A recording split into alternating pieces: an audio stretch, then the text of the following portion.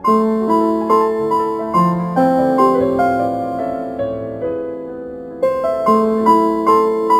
kautol, si Sir Daing Camacho. Yun. Mga kautol, kung sino po gusto pang bumili ng peanut kay Sir Daing Camacho, bili na po kayo.